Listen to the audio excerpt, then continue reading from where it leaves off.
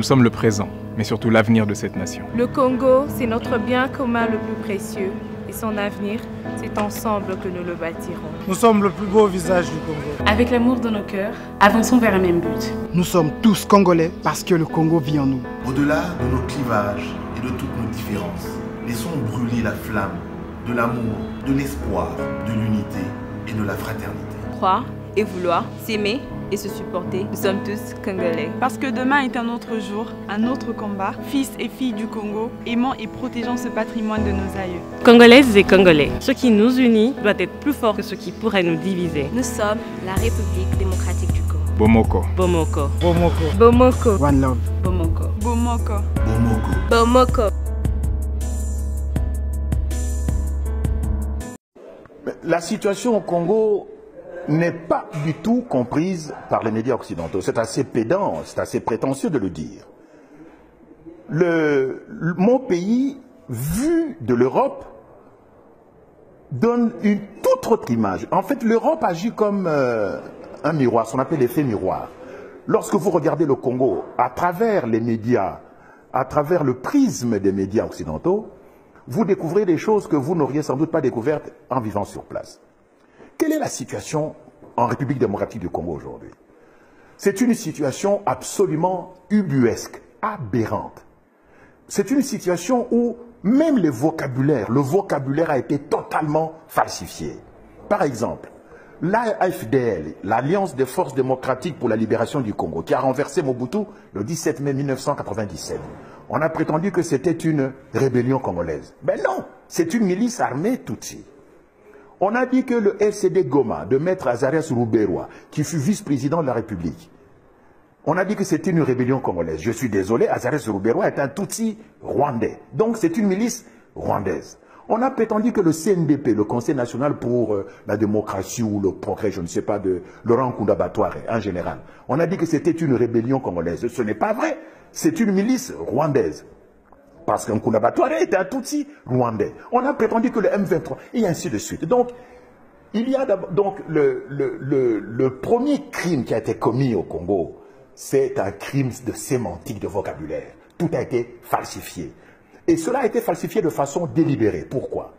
Parce que le Congo aujourd'hui se trouve dans une situation de guerre de type ethnique.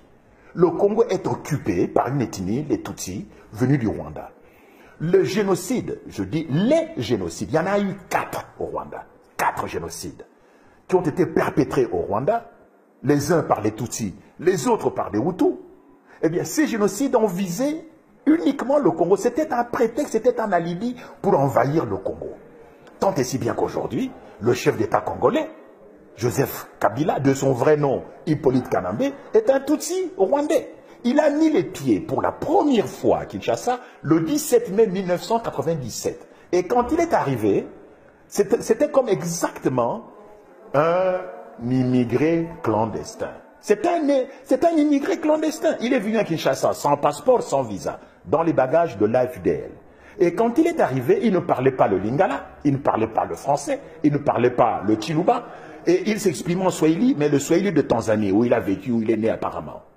Donc, et ce monsieur, donc, imaginez-vous que un immigré clandestin, un sans-papier, débarque dans un pays, et 3 ans et demi plus tard, il devient chef d'État. C'est une situation unique depuis que la planète Terre existe, peut-être même dans le système solaire. Donc, un immigré clandestin qui devient chef d'État 3 ans et demi après son arrivée. Ça ne s'est jamais vu dans le monde. Voilà la situation dans laquelle se trouve le Congo. Donc, une situation d'occupation ethnique. Ça, c'est la cause. Cette cause a entraîné des effets désastreux. Actuellement, un génocide est perpétré au Congo. Tout récemment, près de 90 personnes ont été abattues à Béni. Tout le monde s'est excité dessus. Mais on ne dit pas pourquoi. Il semble, mais je n'ai pas vérifié l'information, qu'on a découvert des gisements de pétrole dans le sous-sol de Béni. Donc on veut éliminer la population pour que les multinationales pétrolières viennent exploiter de l'or noir chez nous. Eh bien, aujourd'hui, le bilan des morts au Congo s'élève autour de 8 millions. C'est donc depuis la fin de la Deuxième Guerre mondiale le conflit armé le plus long et le plus sanglant. Le plus sanglant parce que ça fait quand même, il y a 8 millions de morts. Le plus long parce que cette guerre a commencé en septembre 1976. Et elle se poursuit encore ici et maintenant, en 2014, au mois de novembre 2014. Or, il y a aujourd'hui au Congo plus de 52 armées étrangères qui ont soit déjà foulé le sol du Congo, soit y campent encore aujourd'hui. Vous savez que la MONUSCO, la mission des Nations Unies, semble-t-il pour la stabilisation du Congo, se trouve au Congo depuis une bonne douzaine d'années. 21 000 casques bleus au Congo. Et la région la plus militarisée, là où la MONUSCO est la plus active, c'est justement la région du Nord Kivu, où s'est perpétré le massacre de Béni. Alors je me pose la question, que fait la MONUSCO? Contre qui se bat-elle? Ne me dites pas que la MONUSCO qui a des drones, qui a des chars d'assaut, des hélicoptères de combat, va se battre contre des minables petites milices Tutsis qui ne comptent même pas 5 000 personnes, alors que la MONUSCO compte à peu près 21 000 personnes, n'est-ce pas? Et dans la MONUSCO, aujourd'hui, vous avez même les troupes du Malawi, de Tanzanie, d'Afrique du Sud. Vous savez que la France a envoyé, a dépêché l'opération Artemis pour aller chasser un rebelle, cette fois-ci un vrai rebelle congolais, Thomas Lubanga, dans le district de l'Ituri. Vous savez que les Américains maintiennent au Congo une force qui s'appelle l'Africom, la force de stabilisation du Congo. Vous savez que les Angolais, les Namibiens, les Zimbabwéens, les Tchadiens sont présents au Congo, où ils ont été. En tout, 52 troupes étrangères qui ont marché au Congo, qui ont campé au Congo. Donc, c'est ce que les stratèges militaires américains appellent la première guerre mondiale africaine. Donc, la première guerre mondiale africaine se déroule au Congo, mais les médias n'en parlent pas. Je suis désolé, je regarde TF1, je regarde France 2, je regarde les chaînes belges, je regarde CNN, je regarde France 24. À aucun moment, les journalistes ou les correspondants de presse qui sont sur le terrain, les envoyés spéciaux, les agences, les envoyés des agences de presse, comme Reuters, UPI, Associated Press, aucun de ces journalistes n'a jamais souligné cette dimension de guerre ethnique et cette dimension de première guerre mondiale africaine. Et finalement, cette guerre prendra fin au Congo lorsque les Tutsis débarrasseront le plancher. Il n'y a pas de Tutsis congolais. Il n'y a pas de Tutsis congolais parce que le Tutsi n'est pas une langue parlée au Congo. Pour ceux qui connaissent un tant soit peu la République démocratique du Congo, la façon dont ce pays est né le 26 février 1885 à Berlin, dans le bureau de Mme Angela Merkel, la chancelière allemande, c'est là où le Congo est né, le 26 février 1885, il y a 129 ans. Pour ceux qui connaissent un peu l'histoire du pays, de ce pays-là, ils savent que Léopold II n'a jamais mis les pieds au Rwanda, que le Rwanda fut une colonie allemande jusqu'en 1919, c'est-à-dire après la défaite de l'Allemagne, après la Première Guerre mondiale, que de ce fait, Léopold II ne pouvait pas prendre un territoire de l'Allemagne, n'est-ce pas? Donc, il n'y a pas de Tutsi congolais parce que le Tutsi n'est pas une langue parlée au Congo. Tous les Congolais d'origine appartiennent à des ethnies dont la langue est la même que le nom que porte l'ethnie. Par exemple, moi, je suis Yansi. Eh bien, le Kiyansi, ce n'est pas seulement une communauté ethnique, c'est une terre et c'est une langue. C'est la même chose avec les Baluba, avec les Nande, les Bashi, les Houndé, les Tetela, les Songé. Oh, il y a combien? Il y a entre 400 et 800 ethnies au Congo. Voyez-vous? Donc, on est en train de semer la confusion, de laisser les Tutsis nous massacrer, parce que, évidemment, ces Tutsis sont instrumentalisés par les multinationales, particulièrement anglo-saxonnes, pour qu'ils deviennent les garants, les gestionnaires, les administrateurs du nouvel ordre mondial qu'on veut instaurer en Afrique. Mais, évidemment, et vous comprendrez pourquoi la France intervient personnellement dans ces anciennes colonies. C'est pour empêcher que le nouvel ordre mondial en Afrique soit établi, soit instauré au détriment des intérêts français. Voyez-vous, il y a aujourd'hui des forces, des puissances économiques, militaires et financières qui voudraient s'emparer du précaré français, du précaré colonial, des anciennes colonies françaises, là où la France puise ses matières premières, comme au Niger. Le Niger, comme vous le savez, est le deuxième producteur mondial d'uranium. où se trouve l'Areva notamment. Donc, on veut instaurer, les multinationales veulent instaurer un nouvel ordre mondial en Afrique. Et pour cela, elles veulent détruire les anciens États hérités de la colonisation et donc contester les anciennes frontières. C'est ça qui se passe au Congo. C'est ça qui a failli se passer au Niger. C'est ce qui a failli se passer en Côte d'Ivoire. Voyez-vous? Et même ce qui se passe au Nigeria avec Boko Haram, c'est une déstabilisation généralisée de l'Afrique pour permettre l'instauration du nouvel ordre mondial en Afrique. Avril, j'ai été obligé de quitter le Rwanda. À l'époque, j'étais député à l'Assemblée nationale de transition pour le Parti socialiste rwandais. Mais quelques mois avant, j'ai eu l'occasion, c'est peut-être une chance, d'assister à une séance au cours de laquelle l'ancien président de la République, Pasteur Bizimungu, est venu nous expliquer les raisons pour lesquelles l'armée rwandaise était au Congo. Au Zaïre à l'époque. Il a amené avec lui une carte et il nous a expliqué dans une séance qui était à huis clos jusqu'à quel niveau le Rwanda précolonial pouvait être délimité. Et donc il a montré qu'une partie du territoire du Congo actuel, d'après lui, revenait au Rwanda. Il a même parlé plus tard, à la presse, de la nécessité d'une seconde conférence de Berlin. Ce ne sont pas des fictions, ce sont des déclarations politiques actées. Deuxième chose, en 1998, j'ai eu l'occasion de discuter avec des diplomates ici à Bruxelles et des académiciens, des universitaires belges. Des deux types de discussions que j'ai pu avoir, il y a au moins un académicien, un universitaire belge qui a parlé de la nécessité de l'établissement d'un État tampon entre le Rwanda et le Congo, comme solution, d'une part, à l'instabilité du Kivu et d'autre part, à l'instabilité du Rwanda. L'État tampon devra servir à absorber le trop-plein de population rwandaise qui ne peut pas trouver de la place au Rwanda. C'est un projet qui existait depuis avant la colonisation. C'est pas une fiction. Il y a eu un mouvement, un organisme précolonial qui a été, colonial, qui a été mis en place par la tutelle belge pour transférer de façon organisée des populations du Rwanda vers le Congo. Donc c'est une chose qui est là, qui existe. Récemment, et c'est le dernier mot que je vais dire, un diplomate belge a parlé, je ne vais pas dire son nom, je suis désolé, je ne peux pas révéler quel est son nom, a parlé de façon univoque, donc sans équivoque, de la nécessité pour l'opposition rwandaise d'envisager le fait de prendre part à un projet de création d'un État tampon. Donc ce qui veut dire, ce sont des choses réelles, ce ne sont pas des fictions. Maintenant, il se peut que ces projets échouent, il se peut que ça n'aboutisse pas. Ça ne serait pas la première fois que ces projets de balkanisation de l'Afrique échouent. Et honnêtement, les FDU sont totalement défavorables à ce type de projet. Et ici, je les dénonce avec force. Nous avons été invités en Allemagne par une église allemande. Et lors de cette rencontre, il se trouvait là-bas des responsables politiques allemands qui nous ont demandé ceci, qui nous ont dit ceci.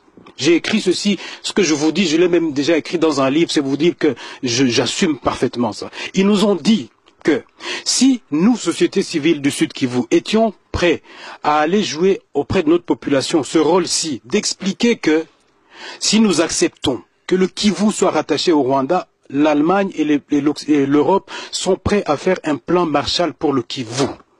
On dit que si nous, société civile du Sud Kivu, étions prêts à aller jouer auprès de notre population ce rôle-ci, d'expliquer que si nous acceptons que le Kivu soit rattaché au Rwanda, l'Allemagne et l'Europe sont prêts à faire un plan Marshall pour le Kivu.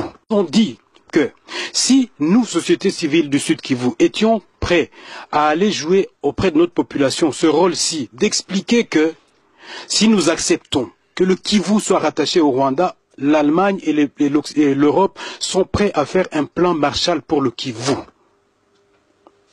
Ce n'est pas de la fiction, monsieur. C'est vrai que peut-être que de nouveau, comme on l'a dit tout à l'heure au niveau géopolitique, les Rwandais ne sont pas forcément à la base de ça. Mais ceux qui tirent les ficelles, ils veulent ça. Quand on parle de Nkunda, aujourd'hui, Nkunda dit qu'il a 350 000 réfugiés qu'il doit réinstaller où? Là où il a déjà évacué plus d'1 million de personnes, 1 million de déplacés qu'il y a au Kivu aujourd'hui. Vous le savez très bien. Les conditions de la kosovisation avancent petit à petit. Et ça échappe à la population, aux Tutsis, aux Bashi, aux Hutus, aux Banande, etc. J'en termine avec la question de la gouvernance. Si vous voulez qu'on parle de la gouvernance, cher monsieur du CNDP, on peut être d'accord peut-être sur le fait qu'à Kinshasa, la bonne gouvernance n'y est pas. Mais est-ce que ça vous donne le droit de prendre les armes? Est-ce que ça vous a donné le droit de ne pas participer au processus électoral? Non, parce que vous avez un plan qui est bien déterminé. J'ai quitté Bukavu le 16 octobre et mon départ de Bukavu est symbolique. Comme vous le savez, depuis le 10 août 1998, des troupes rwandaises et ougandaises, actionnant certains Congolais, ont envahi, ont agressé notre pays en passant par les provinces du Nord et du Sud Kivu. Je me suis rendu compte après un temps, 2 mois et demi, que cette soi-disant rébellion, que ce mouvement appelé par les animateurs de libération n'en était pas. Il y en a eu d'abord à une échelle réduite. Nous devons signaler que tous les officiers congolais qui étaient à Bukavu ont été lâchement assassinés.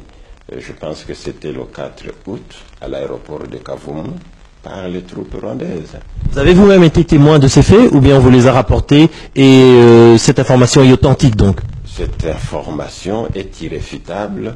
Les rebelles eux-mêmes pourraient la confirmer s'ils sont honnêtes et j'espère qu'ils le sont.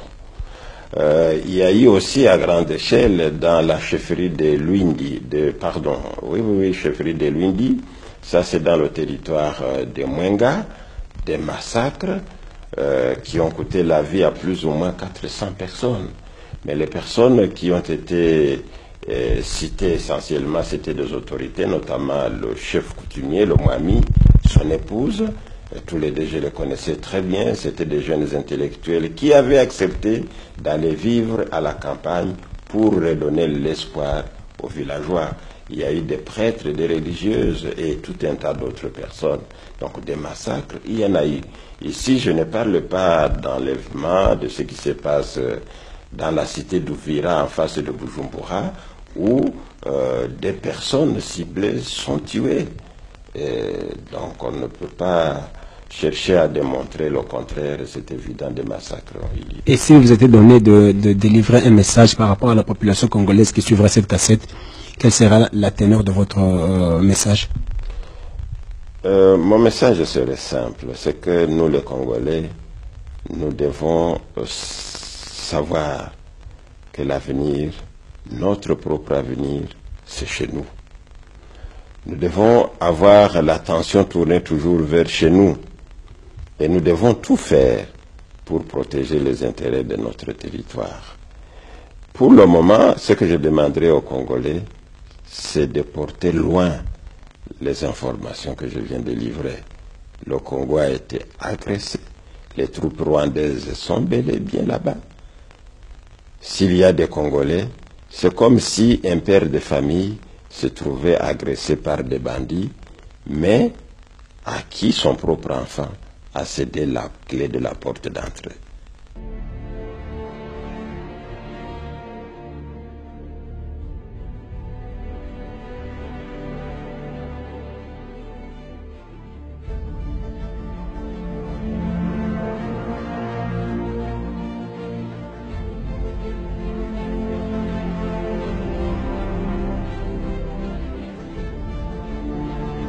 En ce moment, il faut qu'il sache une solution. Il a aussi 7 enfants.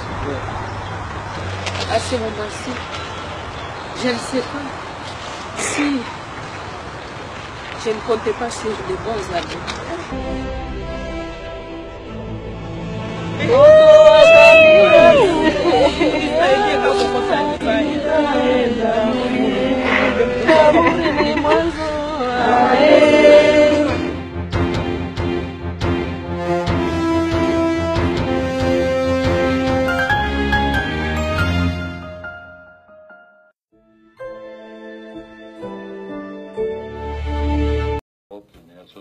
Université, M. Schaffhauser. Je voudrais d'abord remercier mes collègues, une fois n'est pas coutume, pour leur pertinence sur l'analyse du Congo et plus particulièrement M. Pittella. C'est un pays que j'aime beaucoup. J'ai moi-même été auprès du vice-président dans la période de transition, Zaïdine Goma, et j'ai suivi cette transition en étant un des acteurs. La difficulté du Congo RDC, c'est sa richesse. Puis-je rappeler que Laurent Désiré Kabila on est allé le chercher parce que l'Ouganda et le Rwanda avaient décidé, sur ordre d'une puissance extérieure, je peux donner des précisions, d'envahir le pays. Puis-je rappeler que pendant que Laurent Désiré Kabila envahissait le pays, un certain nombre de sociétés signaient des contrats, c'était des sociétés américaines. Puis-je aussi rappeler que lorsque Laurent Désiré Kabila se retourna en étant un patriote pour son pays, on décida, ici à Bruxelles, j'ai eu l'information, je peux dire de qui il est décédé depuis, son élimination, et qu'on est allé à Washington chercher également l'ordre, et il fut éliminé 15 jours après. Et puis-je rappeler qu'on est allé chercher alors Joseph Kabila en se disant, ce jeune, on le manipulerait parce qu'il n'était pas... il était de nationalité rwandaise et qu'on allait en faire un président. Tout ceci est de la manipulation. Ce qu'il faut pour la République démocratique du Congo, c'est une souveraineté retrouvée, une armée qui se batte effectivement, une MONUSCO qui est au service de la paix et qu'on arrête les prédateurs qui sont liés au crime organisé et avec des États hypocrites liés à des multinationales. Je vous remercie. Du Congo, on vous parlait ce matin des révélations de l'agence Bloomberg sur Zoé Kabila, député et frère du chef de l'État, mais ce n'était qu'un prélude. Un rapport du groupe d'études sur le Congo et du Pulitzer Center publié aujourd'hui va plus loin, un rapport d'une 50aine de pages et une base de données interactive après une enquête qui a duré 2 ans. Il concerne ce rapport 13 membres de la famille Kabila et 2 très proches associés. Ce clan Kabila aurait une main sur au moins 80 sociétés dans des secteurs divers et variés, agriculture, construction ou mines. Et cela représente des centaines de millions de revenus depuis 2003 et la fin de la guerre. Sonia Rollet, finalement, ce rapport, c'est aussi une histoire du clan Kabila. Oui, à plus d'un titre. Pour commencer, cette petite phrase en 2006 de la mère de l'actuel président, Joseph Kabila, sur les années d'avant-guerre, c'est-à-dire avant 96 et la rébellion de l'AFDL, quand Laurent Désiré Kabila, le patriarche, vivait avec sa famille en exil en Tanzanie sous la protection du régime tanzanien. Mama Sifa disait de ces années, nous n'avions rien, je cultivais un petit champ, je vendais mes légumes au marché comme n'importe quelle femme pauvre africaine. Alors 20 ans plus tard, selon les données compilées dans cette enquête, 13 membres de famille, le président inclus, ses enfants, y compris mineurs, sont à la tête ou ont départ dans au moins 80 sociétés, des centaines de millions de dollars, vous le disiez, de revenus depuis 2003, des dizaines de millions en biens matériels, une enquête qui risque de faire du bruit en République démocratique du Congo, quand aujourd'hui les caisses de l'État sont vides et les élections qui sont censées entraîner le départ du président Joseph Kabila, chef du clan, sont repoussées, notamment au motif qu'il n'y a pas assez d'argent dans les caisses de l'État pour les financer. Alors officiellement, Joseph Kabila, sa sœur Jeannette et son frère Zoé, ayant tous des fonctions officielles, ont dû déclarer tous ces revenus et leurs sources. Alors on peut pas tout détailler, l'enquête est foisonnante, mais d'abord Sonia Rollet, pour se donner une idée, le clan Kabila possède l'équivalent de 10 fois l'île de Manhattan de terre en RDC. Oui, plus de 73 000 hectares, quand la taille moyenne d'une ferme au Congo est d'1,5 hectare environ. Alors la ferme Espoir à elle seule, qui appartient au président Kabila et à ses 2 enfants, c'est plus de 8000 hectares. Maman Olive, sa femme, a une fondation, on le sait, mais aussi des sociétés comme Ocifal, qui fait un peu de tout, des mines, du pétrole, de la construction. Petite révélation, l'ONU a versé à cette société, officiellement sans le savoir, la coquette somme de $270 000 de loyer en 2015. La sœur du chef de l'État, Jeannette, a départ dans la société Vodacom Congo et à travers Acacia, une des sociétés de la famille, détient 43 d'exploitation de diamants. Elle est aussi associée minoritaire dans une autre société, Kwango, qui en a 53 de ses permis. Et puis tous ces permis, bout à bout, représentent une zone de quelques 720 kilomètres à la frontière avec l'Angola. On évoquait ce matin le cas de Zoé Kabila, qui a un temps raflé 10% du marché de la construction, plein boom au Congo. En tout cas, la famille marche bien en clan. Oui, effectivement, et tous les intérêts sont mêlés, hein, celui des frères et sœurs, des enfants du président, tout cela se croise. On fait des affaires en famille chez les Kabila et on s'intéresse à tout, depuis les compagnies aériennes, les permis de conduire, les restaurants, jusqu'à l'évident, le minier et les terres. Ce qu'il faut savoir, c'est qu'il s'agit surtout d'un énorme travail de compilation de sources publiques et accessibles à tous. Il y a beaucoup de sociétés, parfois des alias, mais l'essentiel de ces révélations et de ces relations d'affaires, on peut les découvrir dans les colonnes du journal officiel ou constater dans les registres du ministère du Commerce que beaucoup de ces contrats sont obtenus par la famille dans le cadre du cas dit de force majeure, c'est-à-dire quand il y a une guerre, une catastrophe naturelle, ce qui leur permet de se soustraire aux obligations légales, comme par exemple de payer des taxes. Sonia Rollet, et pour en savoir plus sur cette enquête, voici le site Congo Research Group.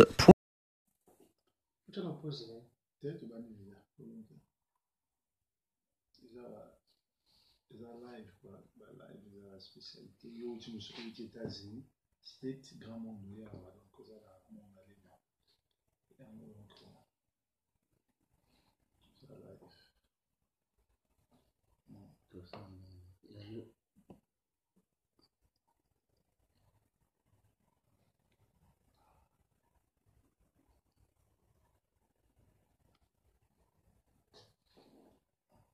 bonjour batata ba mama bande ko pense ekolo Congo Zabino Claude Mutima na miso badangando boso mona Claude Mutima na miso badanga na sibo mo pembe na ngai proverbe 30 toye awa kukuta na proverbe 30 ça makambo oyebele akoloba oyo ezali kaka flash donc lobby tout ça na miso kafu ya munene na proverbe 30 na kati ya Manchester balangando ezali reporté na Congo Flash et pas Denzel et Congo Lopito, Congo à lobby puis et pas à John Image TV, na maman la biso Clément Show.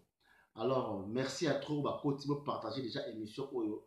Proverbe boza de cité, proverbe 30 bonjour. Bonjour, boye bola na boka la biso Angleterre. Tout ça a na katia Manchester na biso na katia ndako ya proverbe 30. Proverbe 30 na évite ko sala émission monene lobby mais ko episa biso. Proverbe 30 azana na pasteur bezaka combattant bezaka mutakeba keba. Bon proverbe 30 azali liboso azali homme à culture. Moko ba premier sapeur congolais o mené à King Kester à Lansa à BBC à Tina Kinshasa ko filmer biso melelo na koma retraité na koma pasteur na mibenga komba pasteur te parce que pasteur congolais ba aventurier na mibenga messager donaza mopalanganisi ya sambalamu na terre à sambalamu pour sauver bateau pour bateau l'ole ali li fait perdre les lots bateau bele ba ke l'église ba na li fait on ko koyeb ça ba bima pour ko tana lola nazali congolais ya bandundu na botami na Kinshasa na lemba na koli na lemba na tani na code gardien na Kamubutu premier gardien na Kamubutu première na Kamubutu deuxième na Saint-Hilaire troisième na Midou na Ngwanda donc place na en face à aéroport na distingaki batini na school internat na Sadisana na tangi 4e primaire na Sadisana na Kikwit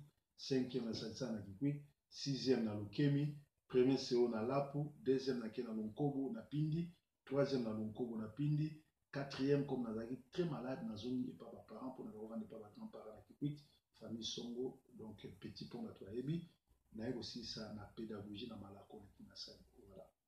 On a proverbe 30 donc lobby parfait partager mission sozo kapso bien so pe volume à bouquet et ana c'est parfait ça la mission signe vous en a quatre ça va aller en merci de mon coach on partager mission proverbe 30 les autres ont temps mingité de tout la kaka moi ndambo ne mon enseigne bientôt avoir les 7 réaction à proverbe 30 des années pour ne mon enseigne ou kolobani pour mon enseigne proverbe 30 kolobela maman tumba oyo alba akosekusa maremi sambo il paraîtrait que akufi yo pona yo kolobani na kufi pona nini peut-être ndana musamari misango et puis quel qui a personnalité ba politicien tout bazana ngo na kata Kinshasa na makambo d'abord tout bala nano makambo na tsi proverbe 30 kolobani bon ne mon ancien mi aza aventurier mais poto bima bandokité to pambolier le 7 août a délivré Congo donc on a lobby que discours à mon ancien déjà solo makambo déjà bien tout azo déjà solo mais esprit na yé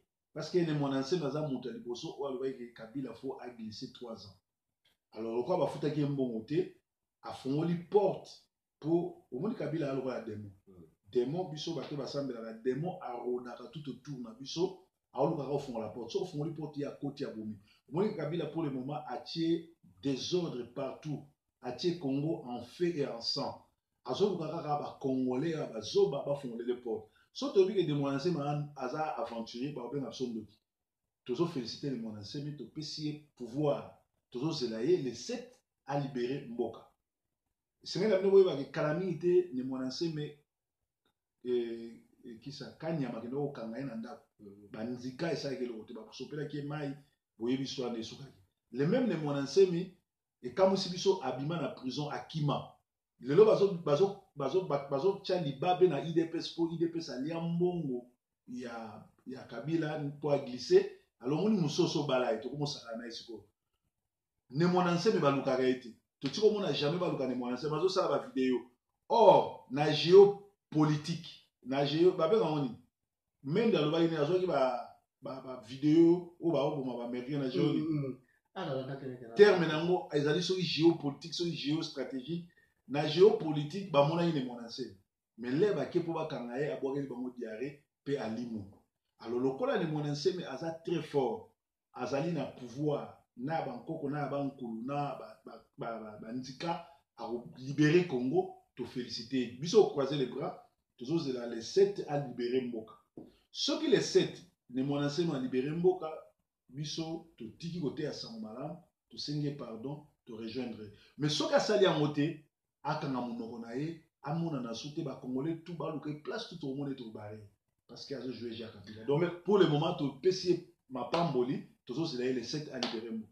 Donc vous soutenir rien dans un moment. Ouais, toujours soutenir rien. Au moins, biso tout au Kabila pour faire. Ce qui y a une potion magique qui a au Kabila, tu peux que point. Ce tu peux ici et comme tu comme que jouer Jacques Kabila, tu peux essayer Lupemba. Mais quand tu as collé en 2016 na baki bandoki tout. Au moins biso va passer tout le bandoki. Mais tu peux ça qui pour la première fois va passer va passer bandoki pouvoir baloka Kabila. So va boire les mbassu. Ce qui va rebeta et Kassonga. Ce qui va rebeta ba komonyo soto yoga wana. Mais ti lelo na le salamité mais ne monanse mais to fongole lié motema to foulier à kende à libérer. Mais ce qui les 7 na minuit à sali en moté le 8 to rozongela. Merci à toi Bishop Kakoloto depuis Canada, Bishop Kakoloto Papi Basambi, partager émission Oyo ou benga ba kota déjà so bazala ba question, ba posera déjà proverbe 30-30 parce que tu constate l'émission à monene de sous lobby. Proverbe 30-30 na moni vous souhaitez mon ancien bonne chance à madame terre. Mais vous êtes pasteur. Ouais. C'est bonne chance de ban mon ancien toujours zelayo. Lupe mango mon ancien mais toujours zelayo ou kangela biso les Rwandais. OK. Lokolo so yebi ke Kabila za Rwandais akoma ba Congolais tout biso ba pasteur ya diaspora to pesi Lupemba au réussir.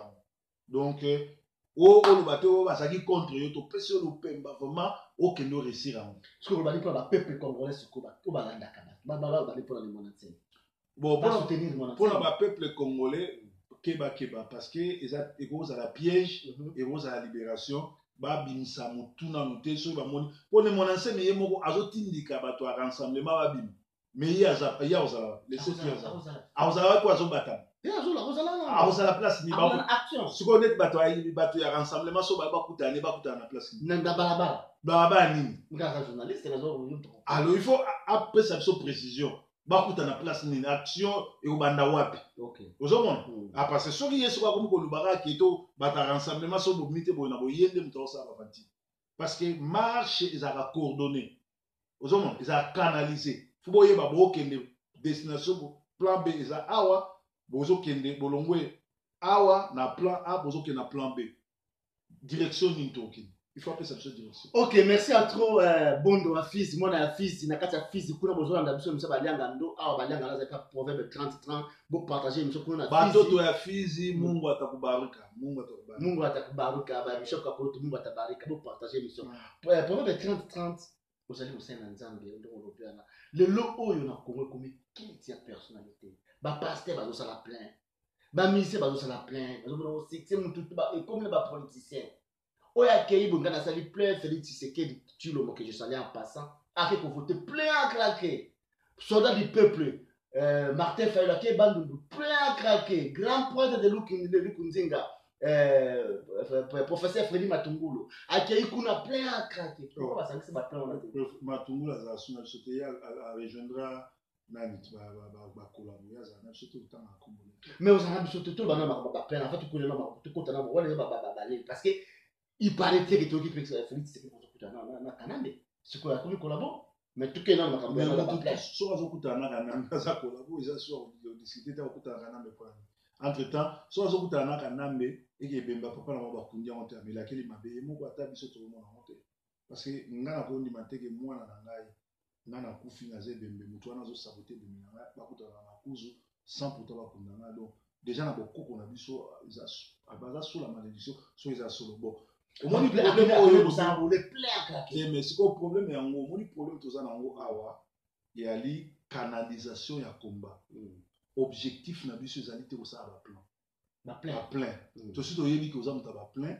Soko oza mutaba plein, confirmer biso oza mutaba plein, bimisa peuple bo benga Kabila aza Rwandais parce que lelo oyo mokili mombeyebi ke Kabila congolais ta Rwandais, ba mindele nani ba américain, ba journaliste ba bimisi tandi bango nini bakabila na famille na ye bazo gérer plus de 80 milliards de dollars bazo gérer plus de 80 compagnies ba piller sous sol à Congo ba comme si Congo plus que makambo buta salate eza noir sur blanc donc na oyo tozana posa mutala exception que azana ba plein pour na okina élection mais tozana posa mutala exception que azana ba plein à bimisa population ba benga kabila c'est tout soki mutu azo sala ba plein ezali manque ya canalisation ezali manque ya objectivité et l'axi bazana mobana na ba qualité en tout cas je suis désolé sur les ana moko aza touché biso bazana posa te ba exception ba plein ti seki ya sala ba plein ya ba plein bana na botama tilo na mona moté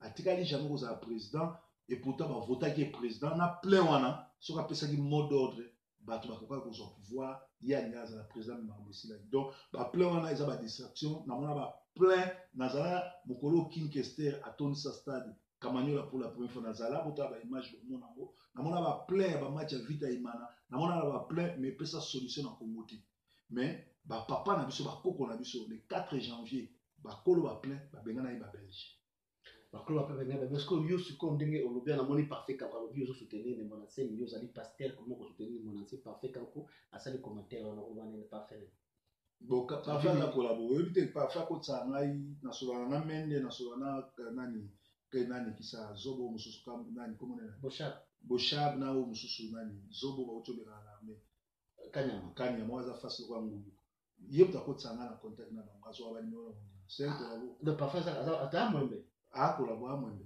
ok bon pasteur ce que tu comme pas tout ça l'émission nene lobby président donc il est en large au moins la question au moins l'émission va lianga na Congo Flash pas à Image TV et puis lundi na au ma Paris na ngeti na Lyon na Lyon na luka ko na délivrer parfait le parfait bishop problème 30 asa ba ko délivrer ko na Lyon donc asa na Lyon ok na Hollande na Lyon ah bon donc baza ba ko délivrer siko moi si oyo yo lobby pesa ka prophétie Marie Missamba kufi bobo mama ba lobi a délivrer Marie Missamba mama na kufi sur ndenge nini mama na kufi sali na mama mingi yo musena nzamba sa musena nzamba lokola yo comment c'est ça ko délivrer te musena nzamba na boy na nga oloba bino za so na lobi na meminga te no ba so na lobi museba nyanga ndimo mama wana a lekaki na TV a lobi ya Missamba pour Marie Missamba aseko akufi kwa meka na zotu na ndio mtu mama na kufa te maman tumba shaumba fwa la muka parce que mission akene na Kinshasa asala muta okufa kwa na kufina Kinshasa ta kufina rien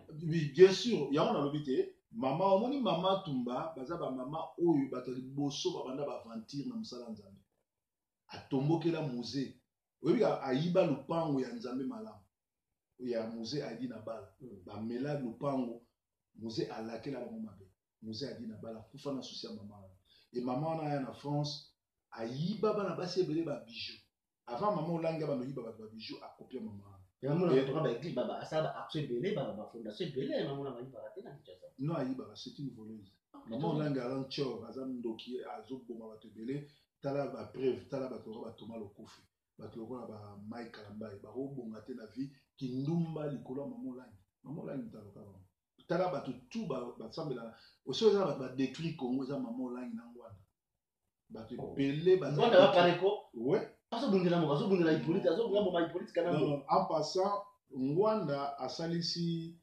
conclave balandanga ngambo lobaki tosala état généreux ya bacombattant bango bawelisi mais bango bakoorganize yango te parce que ngwanda asali plus de 10 ans na combat abambata libanga te na Congo okosala conclave ani mais Maman Ntumba normalement soki eza la seul pasteur oyo akodélivre mama wana asekwa eza na Tchatumba bobondela Tchatumba omoi Tchatumba lokola aza na onction ya kindoki ya bakindoki na ndenge andima na basa bato na kindoki wana esprit ya gegera nango kaka ye mutako bokangama na Tchatumba abondela mpona mama wana asekwa donc otunanga so masolo ya mama wana te nayebi ake na lifelo mpo boya koloba yo yakaka koloba mama wana ake na lifelo soki botembe Tchatumba abondela mpona asekwa ayebisa biso soki nga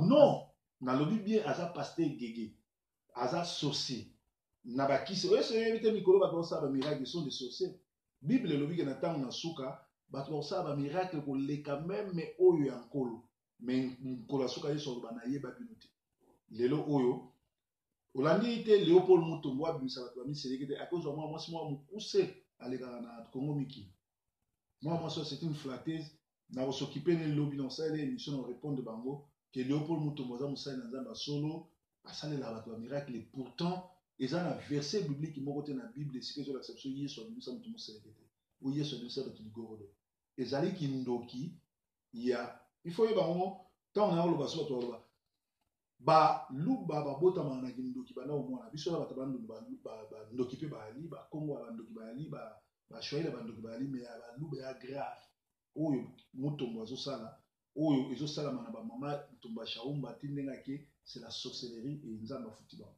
bino oyo bomikomisi bamama pasteur babishop yango nalobi te oyo bamikomisi bakeba nzambe azobeta nalobaka yango deja nalobaki ane oyo nzambe akobeta basali na nzambe ebele na bamusicien ti sikoyo tozelaka kala mingi te boyoka mpe Quatre Koraman oyo azali bongo musicien gege kala mingi te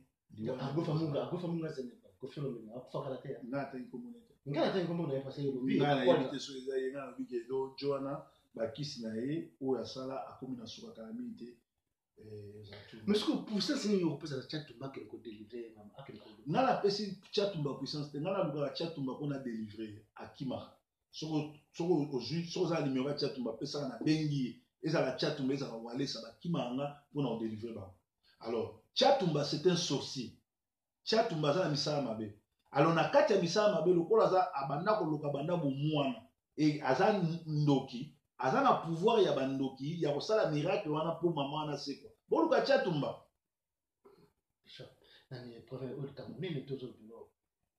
eza kalkimo makasi Tchatumba aza tcho akodélivre moto eske ndenge pafa lobia linie na télé osimba te mais banani baosala bamiracle ebo bamiracle walesa asalaka eza nzambe walesa soki tembe benga ye edi bawelani na ye edingo moto bawelani bawelaki edingo akosa andimaki walesa adélivre ye walesa abotoli ye bakisi ye akomi évangéliste ameme na poto imagine toi soki edingo andimaki baye na salle nini ya Paris ou bien ya poto elingaki eboya bato mpo edingo akomi pasteur atiki bakisi eza manipulation c'est la même chose ndenge na uti tala video mo batindeli nga mampata ya mwasi ya wera azoyemba banzemba wera sikoyo aza pasteur ndenge donc bokanga frère Patrice baya bafati eza famille ya besco parce que soki mampata aza pasteur wera fo atira musique mpo lumière yo mo uti oloba lumière na molili eza esika moto ndenge nini pasteur na ndoki balala esika moto so bana na nzambe combien oyo baza miso kokufa balandaka mwasi ya wera ke azali mama pasteur ese babosali sacramento batuna bana ya Jamaïca papa ya mampata azalaki na misani ya sali prophète 30 masolo ezali ebele ezali kaka flash eza na kati ya émission balianga ndo tokosala émission ya monene lobi na prophète 30 bokomona yango donc émission ya monene live ya direct na émission balianga ndo ezala représente na Congo prophète 30 sikoyo Moïse Katumbi alobi ke tokende na nini na ba élection to pimsa kabila i politique ngando bena kabila na malembe Félix Tshisekedi akiko s'enrôler tant que moto mobile ya mboka est-ce que bakabwani baza place moko vendele nanga biso likamobu Moïse Katumbi a congolais mais on a ce qui va dire qui va pas Katumbi aza étranger maman n'est pas étranger maman nazaki boy na ndako ya papa ya oyo anga comme premier ministre na katebe katoto zo comprendre Moïse Katumbi aza congolais Moïse Katumbi azali zambien juif et Moïse Katumbi azali ami personnel à Kabila aloba bien akotrahi Kabila te alors motuno surtout sabino que Moïse Katumbi aza prochain président Congo Moïse Katumbi aza aventurier parce que Moïse Katumbi azali na habilité ya kokoma président na Congo te constitution Congo zo ba pose la kokoma président na Congo il faut être né de père et de mère congolais Kengo Adondo kokoma président Congo te mais après sa candidature il y a aux président du Congo avec audace Kabila Kanachin aza de père et de mère Tutsi ako comme président Congo qui ça Vital Kamerhe ako comme président Congo parce que ça Burundais Rwandais Robert Wape ako comme président Congo parce que azali Rwandais Tutsi alors batu ndenge Félix ake ko s'enrôler normalement Félix a eu bien l'élection exacte et puis mboka o eza occupé bakena na élection te parce que ceux qui président za Rwandais ba généraux ba Rwandais mboka oyo eza sous occupation ba banana ko bengana ba étranger si mabiso na biso to vandi to ke na élection mais tant yé azo kende ko s'enrôler c'est clair azo jouer jeu na bango c'est clair il faut ce que botu na ba foutie combien parce que ebemba papa no ba kundité batona baza ba Rwandais batona baza ba occupant ba journaux ba presse à monde entier ils ont révélé makambo nyonso bango basali na Congo ba généraux ba poste nyonso tout eza occupé par des étrangers yo que nous s'enrôler pour nani ça veut ça gêne bango proverbe 30 pour tout clôturer monsieur autre to continuer développer l'air dans l'âge proverbe 30 asa mtu nani ta parti politique nini proverbe 30 pour msaka nani alingana nani idéologie na za nini à part makambo yo que nous a côté ni parce que nous avons critiqué ba tout yo na ça na uti so quand un pays est sous l'occupation, on doit commencer d'abord à chasser l'occupation. On ne peut pas parler de tous les partis politiques doivent être dissous. Non, on va discuter Nazali combattant, nazali congolais, nazala politique, na yebi kizan de moi. Ma parti politique nous surtout faut la dissous et commis ba résistant. Résistant c'est là si bozo bunda na minduki na ba nyonso poto boma. Toto récupérer mbo après les token na élection bon mutunyo surtout awoye sabino ke token na élection mutunyo surtout awoye sabino ke to ça la dialogue na occupation azali partie prenante ya occupation donc proverbe 30 ça membre parti politique te proverbe 30 ça pasteur ya Nzambe révélé par Nzambe et puis azali combattant résistant. Alors, Nazali, président et à fond pour la libération totale du Congo. Donc, mais Bayaki a basala qui Genval, biso zara. Tu vas contacter le numéro Boza. Tena Tuni. Tant Bayaki awa, en 2016, Bayo sa Genval.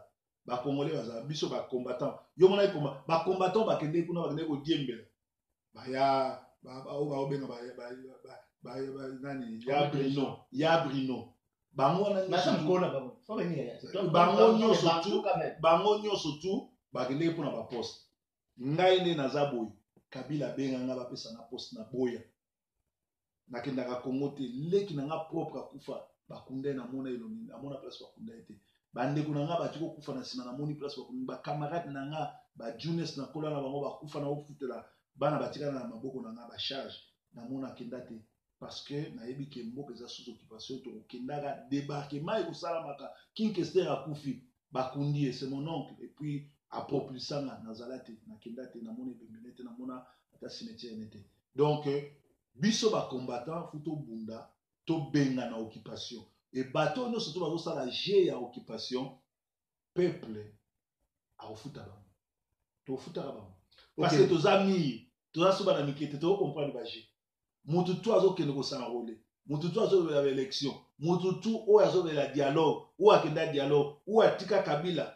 a glissé une année ou a travaillé lokola nga naza mutu bandu bato bandu nyonso tu bazala batapalu ngai na ya na poto kwa mutapalu na binisa ba parents na nga bakende su na palu te parce qu'ils nga a décevant c'est une aventure mutu sur place tout okutaka bango atoza na chaise roulante le to délivrer mboka to libérer mboka bato wana bakoleka ozabu batu na omoni na mboka France na ngambo tango ba allemand bayaki ko équiper mboka eza na ba français bakoma ko travailler na ba allemand ba benga en 5e colonne botuna mukolo ya débarquement général de Gaulle na ba français oyo ba libéraki France basalaki 5e colonie awa siko to benga ba journaliste ba internaute ba député ba minako ba boshab bato wana nyonso tu bino oyo bozo soutenir ba Rwandais oyo bakoboma ba Congolais tango tokokanga Kabila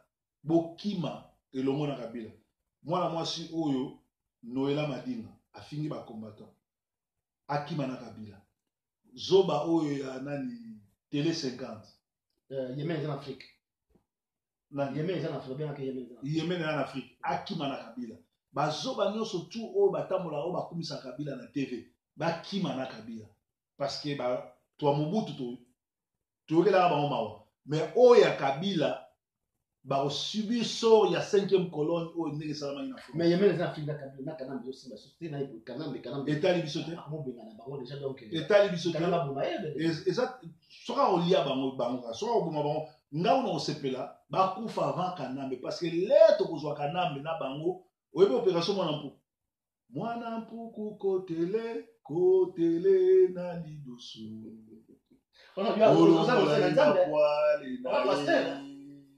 kokalinga ye na mafuta mbila elela chololo pilipili na mungwekwe ebo na sumuki David abundeli mboka oyebi David aboma Goliath ya na Bible David azaina prophète ya Nzambe Samson oyebi Samson abeta ba Philistins aboma ya na Bible mais autant la Bible bien un vrai serviteur de Dieu faut abundela mboka na parce que Congo c'est notre héritage Nzambe apesi biso héritage wana omoni biso ba Congolais il fallait tous à l'eau ba cohésien tous na poto 2 semaines tous la beauté la lix poto na coltan tous na diamant tous na news Paul Kagame a mo mutu muke lokola muselekete ndi akoma kozoba mbongo na biso ba Rwandais bazotina bango na poto ba kotanga lokola ba Congolais tala ndako ba otola sa ndako ya zoba nyanga na kata ya Janet oyo aza mwasi mazani longa basiti ndako aza na château ande mwana na mbongo ba Congolais une Rwandaise tuti oyo azata na chance akobala te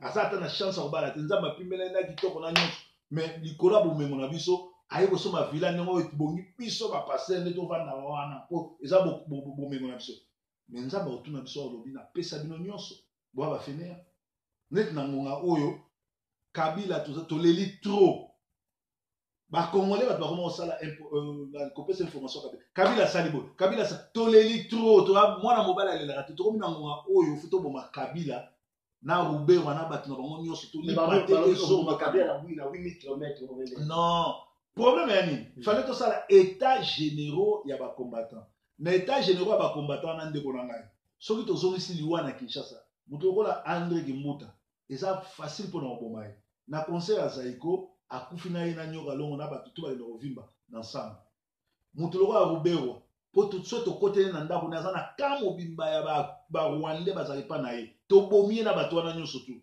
kamere to bomie na epa ya makango ya JB place azala moi ça JB moi ça ta JB place ya loko Taliban soki liwa ekomi na kana ba respecter biso mo si longtemps oyebi que papa Tshisekedi bango to babomai bango babomai Kabila mutaboma Tshisekedi a utilisé ba Congolais donc toza na classe politique te toza na ba pasteur te toza na ba zoba ya ba zoba eza ba Congolais ozomona eza ba zoba tala mutu lokola mwasi lokola kisa Grace Mbisi mwasi wana vraiment les biso toyaki ba gentlemen tokota ba conseil mwasi wana c'est mwasi wana mutu lokola na kolinga ko pisa ata pembena mais comment les ba pasteur ba Congolais ba kolanda zoba ndenge wana mwasi moko aza bien te eloko moko bien na nzoto neza te asakana na ba congolais abetsa batu mabako batu pe ba Hollandais. Comment? Vous avez dit proverbe 30-30 na émission Baliangando Denzel Kinshasa après sur Mbote alors bi proverbe 30-30 Mbote à trop Mbote Denzel Kinshasa à ce plus la tête bakamuza ko lopora donc Congo Flash après sur Mbote à trop proverbe 30-30 oza a na parler na donc ko émission kafu ya minene so ba ndika basuka base ya lobby proverbe 30-30 et puis neti awa eza shenga na somba na ola somika na locataire na propriétaire donc la samono nous pas on a na mikili résidence na locataire te na so income te na PDG accompagné na tinda ba conteneur na conteneur pas kana non na koma otinda na Guinée na Congo Brazzaville na tinda bande ko na ba église ne na idara Kinshasa na tindi ba plan ba pesa ba pasteur ba pesa ba bola parce que so inza ba pamboli faut pour pambola bandimi oyo na ja ba pasteur te ba sena ba dimba na pasteur a pambola ba bandimi ndenge na oloba soza na problème mukanda oza na avocat te bengana na ofutelo mbongo mais faut ça na ba preuve que oza na problème avocat boyoki proverbe 30-30 na kati ya London na kati ya Manchester out Baliangando aza na kati ya ndako ya proverbe 30-30 lobu émission munene koza long et à large donc vous partagez émission Denzel partager émission oyo proverbe 30-30 lobi ke chatumba akene ko relamuisa mama tumba Mama Tumba, Shaumba, Chatumba qui nous l'a moussaé, Chatumba, proverbe 30 aza kolukai a délivré. Vous allez message à proverbe 30 donc clôturer mission na busso. Proverbe 30 bon ce que yo bando condamné The people in Congo, you are genocide. The Congo people suffer because of you and Hippolyte Kanambe. Hippolyte Kanambe, that's true. Need you here. This is a liar. He's a criminal. United States can kill me, they can put me whatever, but this man by here is a genocide. They bring people, they rape women in the Congo, American people supporting the criminals. They kill 15 million people in Congo. Our mother rape. The young kid kidnapped. You can believe that when they do to your son, to your child? These people kill the people in Congo and you call them here to kill the people? More than 200 million. And you call the police. We think we care about police. And is the resort. We care about our mother, our children, our land God give us. These people, they kill the people and come in 2006. It's not from Congo, it's from Rwanda. They kill the people. And you guys support him. You think 15 million people die in Congo? And 3 million women has been raped since. And you guys support these people. You want to touch me? He was in the parliament. You think we scare police? If you are so popular, how many Congolese in the room to support you here? Where's the Congolese? How many Congolese in this room to support you? If it's the Congolese people. If you're Congolese, how many Congolese people in this room to support you? We come here to stand up for this idiot monkey, stupid. He killed 15 million people in Kabila. We come here to stand up. The democracy come here to stand up for the people. You did that. Come here, come with me. Congo people, we don't need this man in Congo. How many of your people need to support you? How many? You'll be just as in your family. Trust me. Sir, if you don't leave, I'm calling the police. You can call the police to arrest me. For my country, I'm going to die for my country. Like they keep 15 million people. For my country, I'm going to die. To evacuate the room. Okay. If he doesn't have a whatever you can do. Whatever. We don't need these people in Congo. It's a big genocide. I need everybody to evacuate the room. Thank you, sir. We cannot live. On ne peut pas laisser des criminels comme Vital Kamerhe venir nous mentir ici. Un criminel génocidaire qui n'a pas d'identité. Comment tu peux faire ça? Toi, tu es Congolais, toi. Ne me touche pas. Toi, tu es Congolais pour supporter un type qui n'a même pas d'identité. Un type qui n'a pas d'identité. Il fait ta identité. Aussi mangaïté. He's my friend.